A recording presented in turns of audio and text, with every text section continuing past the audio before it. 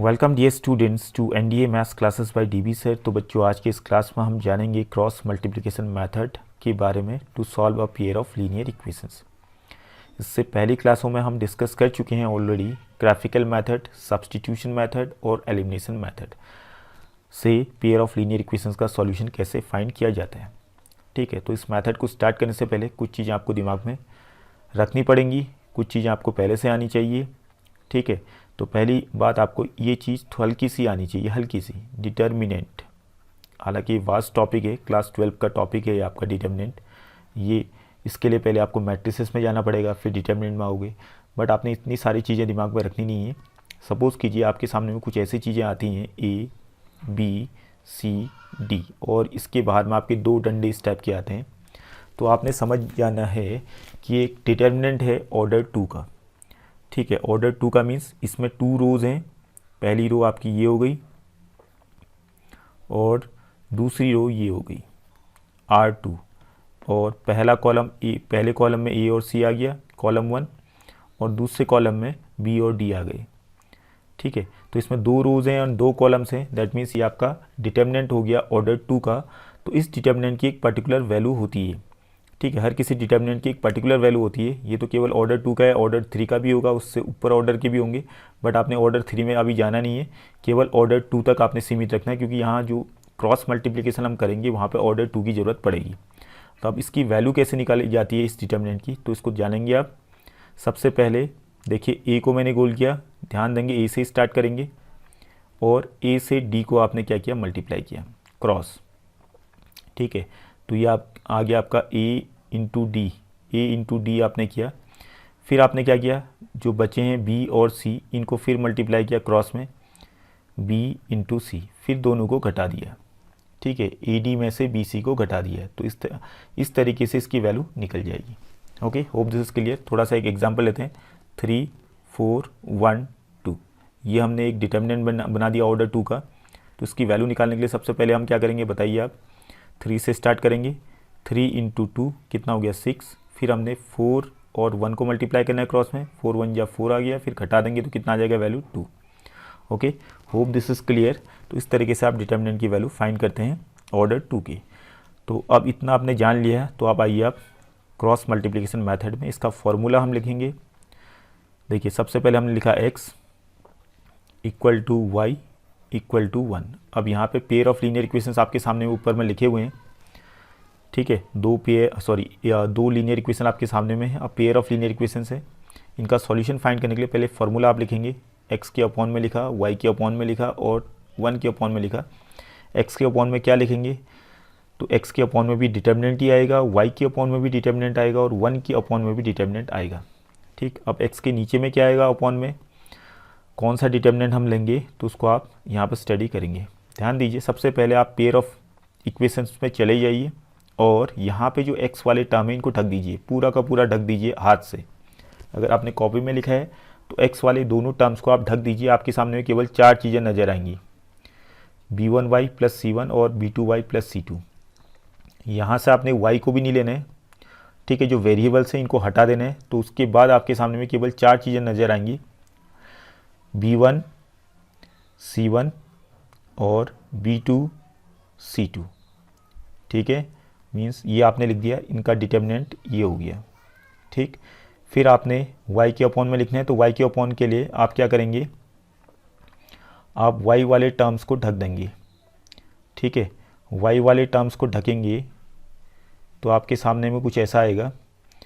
y वाले terms को आपने ढका तो आपके सामने में केवल 4 चीज़ें आ रही हैं, a1x c1 और a2x c2।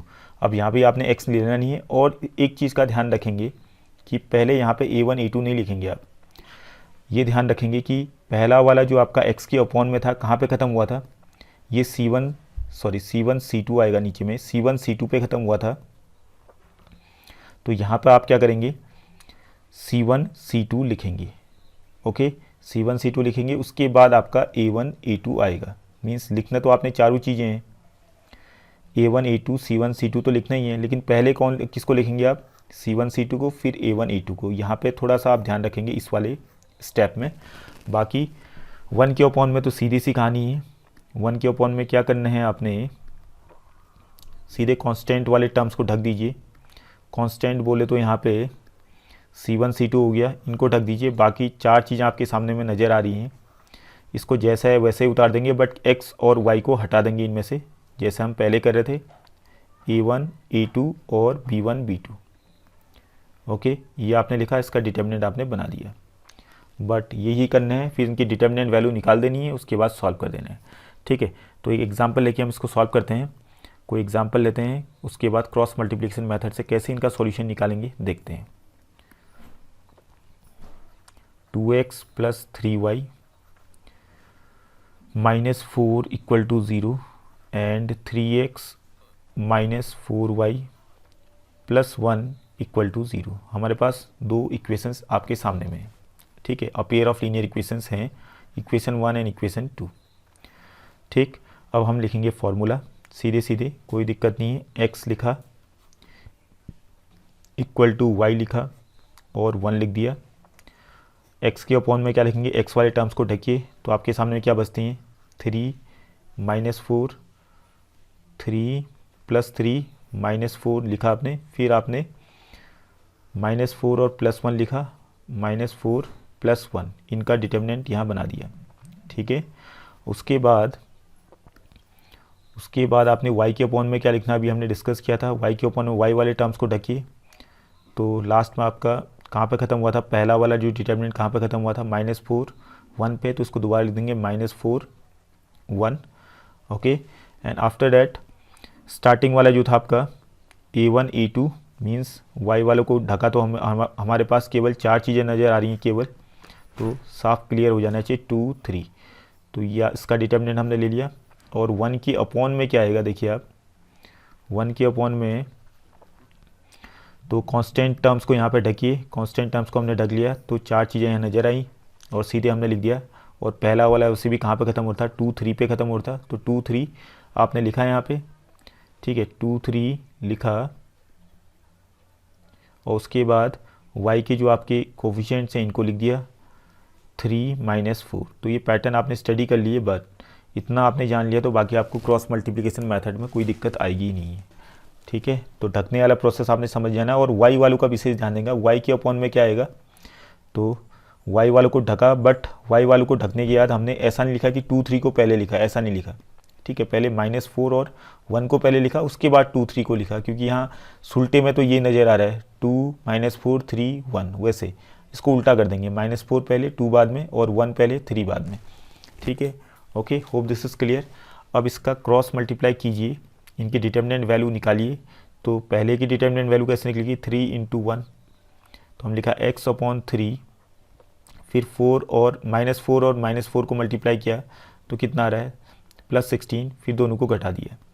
और यहाँ y के अपॉन में क्या लिखा, पहले -4 और 3 को मल्टीप्लाई किया डिटर्मिनेंट वैल्यू निकालने के लिए, -12 आ गया, फिर 2 और 1 को मल्टीप्लाई किया 2 आ गया, फिर घटा दिया।